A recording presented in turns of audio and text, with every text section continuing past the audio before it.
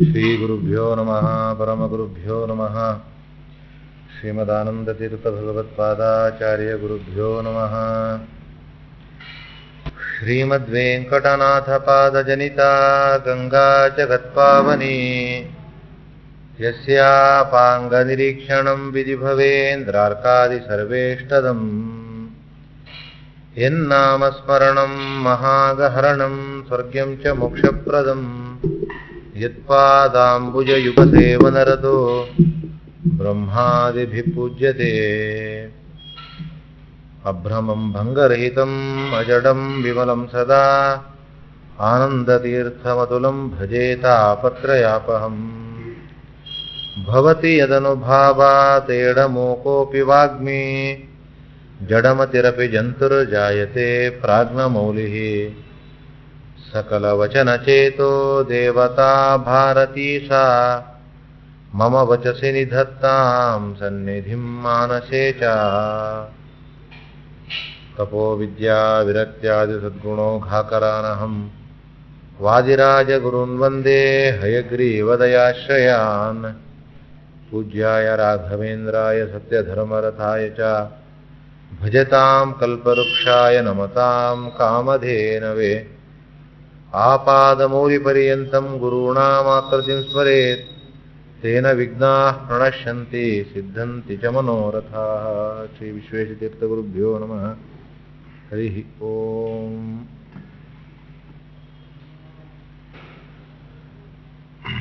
ಮಾರ್ಗಶೀರ್ಷ ಮಾಸದಲ್ಲಿ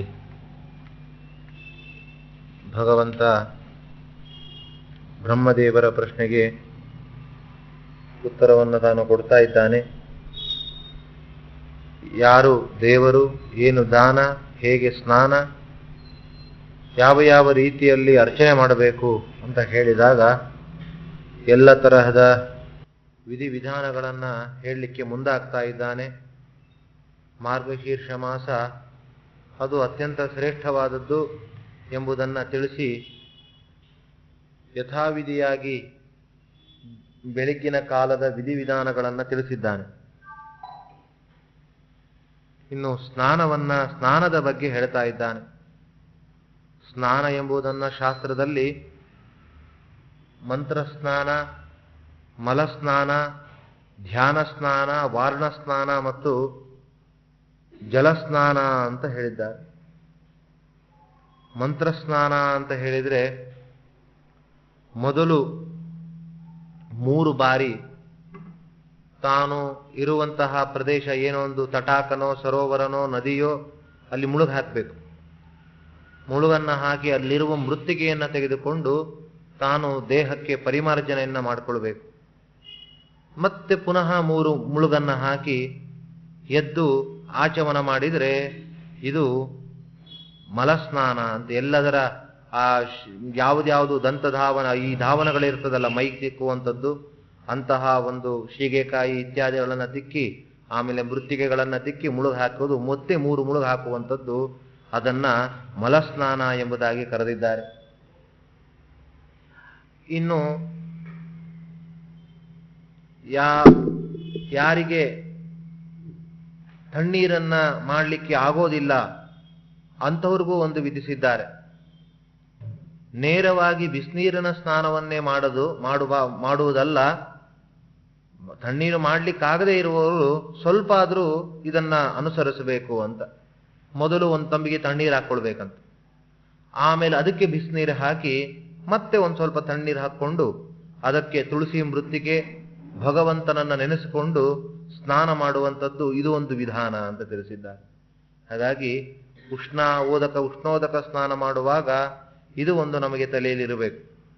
ತುಂಬ ತಣ್ಣದು ಮಾಡ್ಲಿಕ್ಕಾಗದೇ ಇರುವಾಗ ಮೊದಲು ನೀರು ತಣ್ಣಗಿತ್ತು, ನಂತರದ ನೀರು ತಣ್ಣಗಿತ್ತು, ಮೇಲೆ ಕೆಳಗಡೆ, ಮಧ್ಯದಲ್ಲಿ ಉಷ್ಣ, ಅದು ಸಂಪುಟಾಕಾರ ರೀತಿಯ ತಣ್ಣೀರು ಬಿದ್ದಿದ್ದರಿಂದ ಅದು ತಣ್ಣೀರಂತನೇ ಪರಿಗಣಿಸ್ತದೆ ಎಂಬುದು ಒಂದು ವಿಧಾನ. ಹಾಗಾಗಿ ಅದು ಆಗದೇ ಇರುವಂತಹ ಒಂದು ಸ್ಥಿತಿಯಲ್ಲಿ ಈ ಒಂದು ವಿಧಾನವನ್ನು ಕೂಡ ತಿಳಿಸಿದ್ದಾರೆ. ಇನ್ನು ಅದೂ ಆಗದೇ ಇದ್ರೆ ಆಗ ಮಂತ್ರಸ್ನಾನವನ್ನು ವಿಧಾನ ಮಾಡಿದ್ದಾರೆ. ಮಂತ್ರಸ್ನಾನ ಅಂದರೆ ಆರ್ದ್ರವಾಗಿರುವಂತಹ ವಸ್ತ್ರದಿಂದ ತನ್ನ ದೇಹವನ್ನ ಒರೆಸಿ ಮಲವನ್ನೆಲ್ಲ ತೆಗೆಯುವಂಥದ್ದು. ಒದ್ದೆಯಾಗಿರುವ ವಸ್ತ್ರದಿಂದ ತಾನು ಒರೆಸಿಕೊಂಡು ಬೇರೆಯ ಒಂದು ವಸ್ತ್ರವನ್ನು ಉಟ್ಟುಕೊಂಡು ಆಚಮನ ಮಾಡಿ ದರ್ಭೆಯಿಂದ ತುಳಸಿಯಿಂದ ಆಪೋಹಿಷ್ಟಾದಿ ಮಂತ್ರಗಳಿಂದ ತನ್ನ ದೇಹವನ್ನು ಪ್ರೋಕ್ಷಣೆ ಮಾಡಿಕೊಳ್ಳುವಂಥದ್ದೇ ಇದೇ ಮಂತ್ರ ಸ್ನಾನ ಅಂತ. ಮಂತ್ರದಿಂದ ಶುಚಿ ಹೇಳಲಿಕ್ಕೆ ಅವರಿಗೆ ಸ್ನಾನ ಮಾಡಲಿಕ್ಕೆ ಆಗ್ತಾ ಇಲ್ಲ. ಅಂತಹ ಸಂದರ್ಭದಲ್ಲಿ ಈ ರೀತಿಯಾಗಿ ಮಂತ್ರ ಸ್ನಾನವನ್ನೇ ಒದ್ದೆಯಿಂದಾಗಿ ಆ ದೇಹವನ್ನು ಒರೆಸಿಕೊಂಡು ನಂತರ ಒಂದು ವಸ್ತ್ರಾಂತರ ಆಗಿ ಭಗವಂತನ ಮಂತ್ರಗಳಿಂದ ಪ್ರೋಕ್ಷಣೆ ಮಾಡಿದರೆ ಅದನ್ನ ಮಂತ್ರಸ್ನಾನ ಅಂತ ಕರೆದಿದ್ದಾರೆ. ಇದೂ ಆಗದೇ ಇರುವಾಗ ಜಾಡ್ಯ ಮಲಗೇ ಇರ್ತಾರೆ. ಆ ರೀತಿಯಾಗಿ ತಾವು ಹಾಸಿಗೆ ಹಿಡಿದಿರುವಂತಹ ವ್ಯಕ್ತಿಗಳಿಗೆ ಹೇಗೆ ಮಾಡಬೇಕು ಹೇಳಲಿಕ್ಕೂ ಆಗ್ತಾ ಇರೋದಿಲ್ಲ. ಆವಾಗ ಹೇಗೆ ಮಾಡುವುದು ಅಂತ ಹೇಳಿದರೆ ಅದಕ್ಕೂ ಒಂದು ಉಪಾಯವನ್ನು ತಿಳಿಸಿದ್ದಾರೆ. ಹೇಗೆ ಅಂದರೆ, ಆ ವ್ಯಕ್ತಿ ತನ್ನ ಇಷ್ಟ ದೇವತೆಯನ್ನ ತನ್ನ ಶಿರಸ್ಸಿನ ಮೇಲೆ ಧಾರಣೆ ಮಾಡಬೇಕಂತ, ಧ್ಯಾನ ಮಾಡಬೇಕು. ಯಾವ ಇಷ್ಟ ದೇವತೆ ಇದ್ದಾನೆ ಅಂತಹ ಇಷ್ಟ ದೇವತೆಯ ಒಂದು ರೂಪವನ್ನ ಶಿರಸ್ಸಿನ ಮೇಲೆ ಚಿಂತನೆ ಮಾಡಬೇಕು. ಅಂತಹ ಭಗವಂತನ ಪಾದವನ್ನ ಮಾರ್ಜನೆ ಮಾಡ್ತಾ ಇದ್ದಾರೆ ಬ್ರಹ್ಮದೇವರು ಅಂತ ಚಿಂತನೆ ಮಾಡಬೇಕು. ಬ್ರಹ್ಮದೇವರು ಭಗವಂತನ ಪಾದವನ್ನು ತೊಳಿತಾ ಇದ್ದಾರೆ. ಅಂತಹ ತೊಳೆಯುವಂತಹ ಪಾದದ ಉದಕ ಅದು ರುದ್ರದೇವರು ಧಾರಣೆ ಮಾಡಿದರು. ರುದ್ರದೇವರು ತಾವು ಒಂದು ಧಾರಾಕಾರವಾಗಿ ಒಂದನ್ನು ಬಿಟ್ಟಿದ್ದಾರೆ. ಆ ಧಾರೆಯೇ ನನ್ನ ಈ ದೇಹದ ಮೇಲೆ ಬಿದ್ದು ನನ್ನ ದೇಹ ಎಲ್ಲ ಒದ್ದೆಯಾಗ್ತಾ ಇದೆ ಅಂತ ತಿನ್ನಿಸುವಂಥದ್ದು ಒಂದು ಕ್ರಮ ಇದೆ. ಇದನ್ನೆಲ್ಲ ನಾವು ಮಾಡಬೇಕಾಗಿಲ್ಲ. ಮಲ್ಕೊಂಡಲ್ಲೇ ಇರುವಾಗಲೂ ಕೂಡ ಚಿಂತನೆ ಮಾಡಲಿಕ್ಕೆ ಆಗುತ್ತದೆ. ತಾವು ಮಲ್ಕೊಂಡೇ ಇರುವಾಗ ಭಗವಂತನ ಚಿಂತನೆಯನ್ನ ಮಾಡಿ ಅವನ ಪಾದದಿಂದ ಬಂದವಳು ಗಂಗೆ, ಪಾದದಿಂದ ಬಂದದ್ದು ಬ್ರಹ್ಮದೇವರು ಪಾದ ತೊಳೆದರು, ಅದರಿಂದ ಬಂದ ಗಂಗೆಯನ್ನ ಧಾರಣೆ ಮಾಡಿದರು ರುದ್ರದೇವರು. ಅದರಿಂದ ಅಲ್ಲಿಂದ ಬರುವಂತಹ ಆ ಗಂಗೆಯಿಂದಲೇ ನನ್ನ ದೇಹ ಶುಚಿಯಾಯಿತು ಎಂಬುದಾಗಿ ಚಿಂತನೆ ಮಾಡುವಂಥದ್ದೇ ಇದು. ಒಂದು ಆಚಮನ ಮಾಡಿ ತದನಂತರ ಆಚಮನಾದಿಗಳನ್ನ ಚಿಂತನೆ ಮಾಡುವಂಥದ್ದೇ ಇದು ಧ್ಯಾನ ಸ್ನಾನ. ಇನ್ನು ವಾರುಣ ಸ್ನಾನ ಅಂದ್ರೆ ವಾರುಣ ಜಪ, ವರ್ಣ ಸಂಬಂಧಿಯಾದ ತತ್ವ ಆಯಾಮಿ ಬ್ರಹ್ಮಾಣ ಅಂತ ಮಮ ಆಜ್ಞೆ ವರ್ಚೋ ಎಂಬುವಂತಹ ವೇದ ಮಂತ್ರಗಳಿಂದ ಸ್ನಾನ ಮಾಡುವಂಥದ್ದು ವಾರುಣ ಸ್ನಾನ. ಈ ರೀತಿಯಾಗಿ ಸ್ನಾನವನ್ನ ಹೇಳಿದ್ದಾರೆ. ಇಲ್ಲಿ ಅಘಮರ್ಷಣ ಸ್ನಾನ ಎಂಬುದನ್ನು ಕೂಡ ಸೂಚನೆ ಮಾಡಿದ್ದಾರೆ. ನಿನ್ನೆ ದಿನ ಅದನ್ನು ನೋಡಿದ್ದೇವೆ. ಅಘಮರ್ಷಣ ಸೂಕ್ತದಿಂದಾಗಿ ತಾನು ಎಷ್ಟು ಹೊತ್ತು ಮುಳುಗ್ಲಿಕ್ಕೆ ಆಗುತ್ತೋ ಅಲ್ಲಿ ಮುಳುಗಿ ಅದನ್ನ ಹೇಳಿಕೊಂಡು ಅಲ್ಲಿ ಭಗವಂತನ ಚಿಂತನೆಯನ್ನ ಮಾಡ್ತಾ ಭಗವಂತನ ಚಿಂತನೆಯಿಂದಾಗಿ ಪ್ರಣವಪೂರ್ವಕವಾಗಿ ಎದ್ದು ಈ ರೀತಿಯಾಗಿ ಭಗವಂತನ ಚಿಂತನೆಯನ್ನ ಮಾಡಿ ಪ್ರೋಕ್ಷಣೆ ಮಾಡಿಕೊಳ್ಳುವಂಥದ್ದು ಅಘಮರ್ಷಣ ಅಂತ ಕರೆದಿದ್ದಾರೆ. ಆದರೆ ಯಾವುದೇ ಸ್ನಾನಾದಿಗಳನ್ನ ಮಾಡಿ ಯಾವುದೇ ನದ್ಯಾದಿಗಳಲ್ಲಿ ಮಾಡಿ ಈ ಒಂದು ಮಂತ್ರಸ್ನಾನ ಮತ್ತು ಧ್ಯಾನ ಸ್ನಾನ ಅತ್ಯಗತ್ಯ ಎಂಬುದನ್ನು ತಿಳಿಸಿದ್ದಾರೆ. ನೀವು ಯಾವುದೇ ಸ್ನಾನ ಮಾಡಿದ್ರೂ ಮಂತ್ರ ಸ್ನಾನವನ್ನು ಮಾಡಲೇಬೇಕು, ಧ್ಯಾನ ಸ್ನಾನವನ್ನು ಮಾಡಲೇಬೇಕು ಅಂತಾರೆ. ನಾವು ಇವತ್ತು ಸ್ವಸ್ಥರಾಗಿದ್ದೇವೆ, ಯಾವುದೇ ರೀತಿಯಾದ ರೋಗ ರುಜಿನಗಳಿಲ್ಲ, ಆರಾಮಾಗಿದ್ದೇವೆ. ಸ್ನಾನ ಮಾಡ್ತಾ ಇರುವಾಗ ಬಾವಿಯಲ್ಲಿ ಕೊಡದಿಂದಾಗಿ ತಲೆ ಮೇಲೆ ಹಾಕೊಳ್ಳುವಾಗಲೂ ಈ ರೀತಿಯ ಮಂತ್ರ ಸ್ನಾನವನ್ನ ನಾವು ಮಾಡಿಕೊಳ್ಬೇಕು.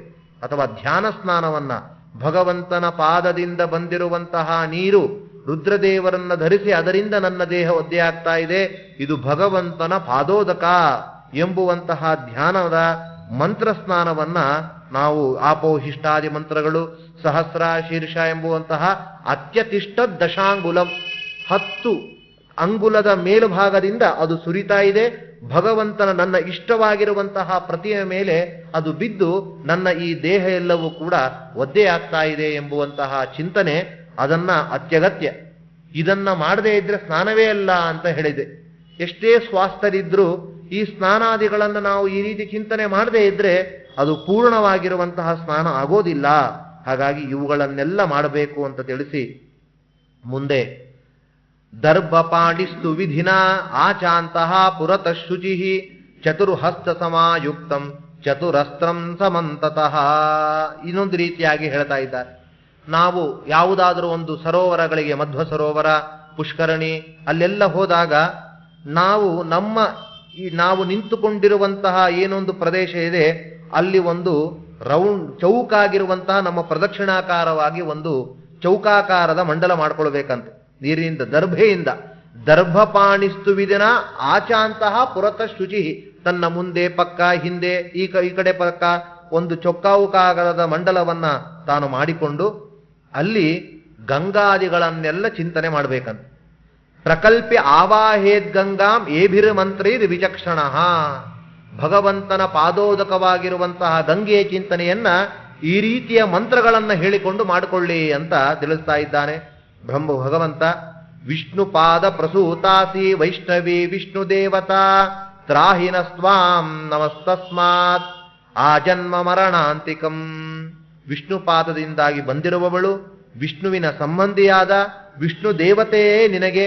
ಅಂತಹ ನೀನು ಆಜನ್ಮ ಮರಣಾಂತಿಕಂ, ಆ ಜನ್ಮದಿಂದ ಮರಣದವರೆಗೂ ಏನೇನು ನನ್ನಿಂದ ತಪ್ಪುಗಳು ನಡೆದಿದೆ ಆ ಎಲ್ಲ ತಪ್ಪುಗಳನ್ನು ಕೂಡ ಮನ್ನಿಸಿ ಅನುಗ್ರಹಿಸು. ಮತ್ತು ತಿಸ್ರ ಕೋಟ್ಯೋರ್ಧ ಕೋಟೀಚ ತೀರ್ಥಾನ ವಾಯುರಬ್ರವೀತ್. ಈ ರೀತಿಯಾಗಿ ಸ್ನಾನ ಮಾಡ್ತಾ ಇರುವಾಗ ಅಂತರಿಕ್ಷ ಜುಲೋಕದಿಂದ ಭೂಲೋಕ ಅಂತರಿಕ್ಷದವರೆಗೂ ಕೂಡ 3.5 ಕೋಟಿ ತೀರ್ಥಗಳ ಎಲ್ಲ ತರಹದ ಸನ್ನಿಧಾನವನ್ನ ಇಲ್ಲಿ ಬರುವಂತೆ ಅನುಗ್ರಹಿಸು. ದಿವಿ ಭುವಿ ಅಂತರಿಕ್ಷೇಚ ತಾನಿತೇ ಸಂತಿ ಜಾಹ್ನವಿ ನಂದನೀತ್ಯೇವತೇ ನಾಮ ದೇವೇಶು ನಲಿನೀಚ. ಈ ನಾಮಗಳನ್ನ ಹೇಳ್ಕೊಳ್ಬೇಕಂತೆ.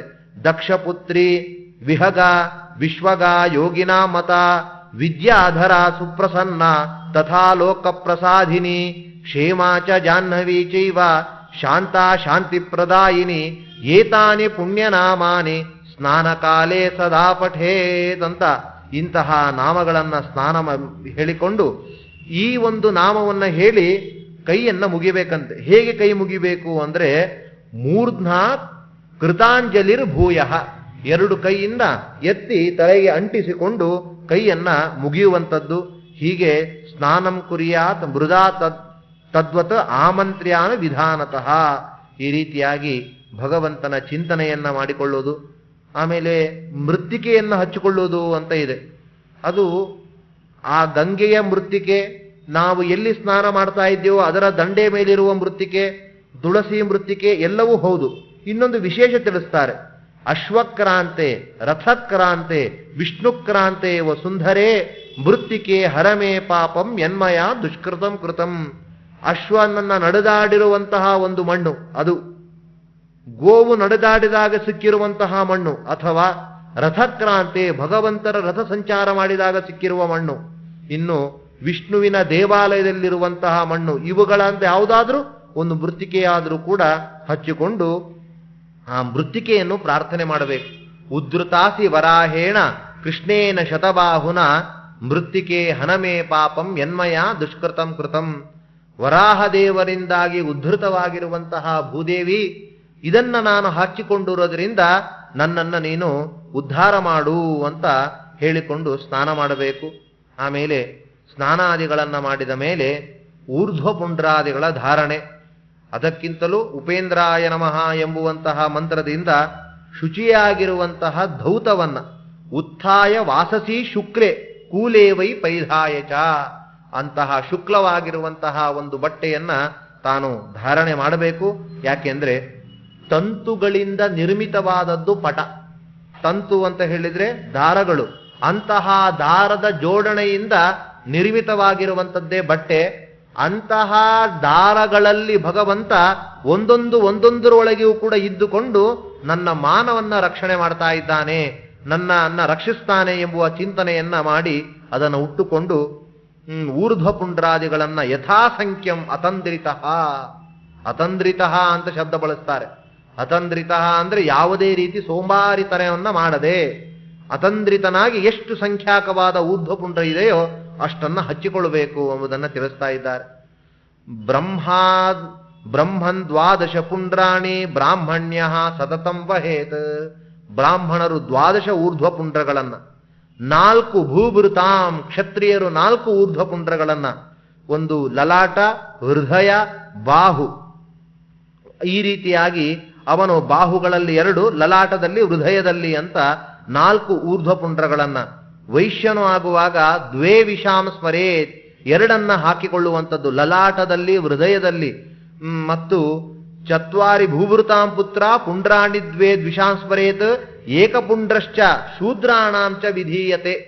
ಒಂದು ಊರ್ಧ್ವ ಪುಂಡ್ರವನ್ನ ಶೂದ್ರರಿಗೂ ಕೂಡ ವಿಧಾನ ಮಾಡಿದ್ದಾರೆ.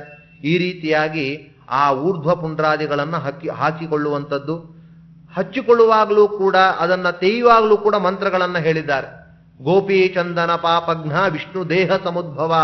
ಯಾವುದೋ ಮಣ್ಣನ್ನು ನಾನು ಹಚ್ಚಿಕೊಳ್ಳುವುದಲ್ಲ, ಭಗವಂತನಿಂದಾಗಿ ಬಂದ ಮಣ್ಣನ್ನೇ ನಾನು ಅದನ್ನ ಮೃತ್ತಿಕಾತ್ಮೆನ ಧಾರಣೆ ಮಾಡ್ತಾ ಇದ್ದೇನೆ ಅಂತ ಹೇಳಿ ಅದನ್ನ ತೆಗೆದು ಹಚ್ಚಿಕೊಳ್ಳುವಂಥದ್ದು.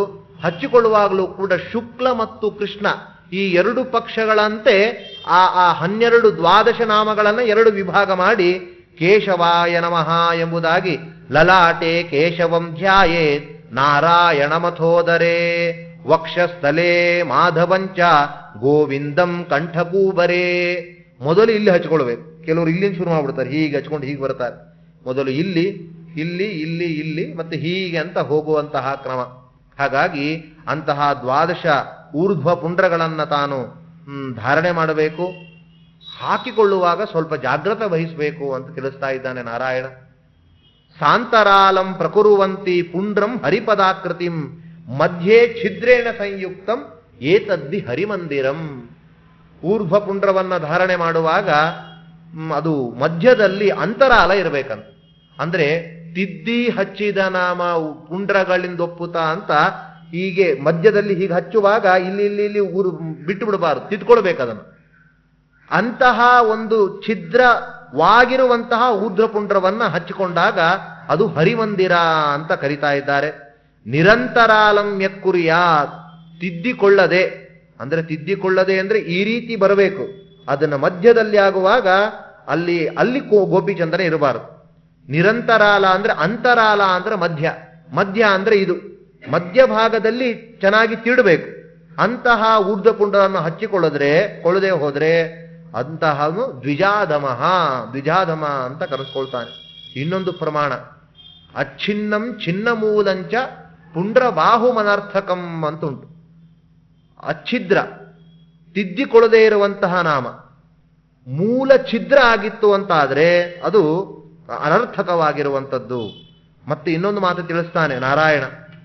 ಒಂದು ವೇಳೆ ಛಿದ್ರ ಆಗಿರುವಂತಹ ಅಂದ್ರೆ ಮಧ್ಯದಲ್ಲಿ ಛಿದ್ರವಾಗಿ ಅದನ್ನ ಇಲ್ಲಿ ಅವರು ಅಚ್ಛಿದ್ರ ಮಾಡಿತ್ತು ಅಂತ ಆದ್ರೆ ಸಹಿ ತತ್ರ ಸ್ಥಿತಂ ಲಕ್ಷ್ಮ್ಯಾ ಸಹ ಮಾಂತ್ಯ ವ್ಯಪೋಹತಿ, ನಾನು ಅಲ್ಲಿಂದ ಜಾರಿ ಬಿಡುತ್ತೇನೆ, ನಾನು ಅಲ್ಲಿ ಇರೋದಿಲ್ಲ. ಅಚ್ಛಿದ್ರ ಮೂರ್ಧ್ವಪುಂಡ್ರಂತೂ ಏಕುರುವಂತಿ ದ್ವಿಜಾಧಮ ತೈರ್ಲಲಾಟೆ ಶುನಪಾದಂ ನಿಕ್ಷಿಪ್ತಂ ವೈ ನ ಸಂಶಯ. ಅದು ಶುನಪಾದನಿಟ್ಟಿರುವಂತಹ ಒಂದು ಪುಂಡ್ರವೇ ಹೊರತು ಅಂದ್ರೆ ಅದೊಂದು ಆಕಾರವೇ ಹೊರತು ನನ್ನ ಪಾದದ ಆಕಾರ ಅಲ್ಲ ಅಂತ ಭಗವಂತ ಹೇಳಿದ್ದಾನೆ. ಹಾಗಾಗಿ ಕೇಶವಾದಿಗಳ ನಾಮಗಳನ್ನು ಸ್ಮರಣೆ ಮಾಡ್ತಾ ಆ ಊರ್ಧ್ವ ಪುಂಡ್ರಗಳನ್ನ ಯಥಾವತ್ತಾಗಿ ಧಾರಣೆ ಮಾಡಬೇಕು. ಬ್ರಹ್ಮ ಊರ್ಧ್ವಪುಂಡ್ರದ ಮಹಿಮೆಯನ್ನು ಹೇಳ್ತೇನೆ ಅಂತ ಹೇಳ್ತಾ ಇದ್ದ.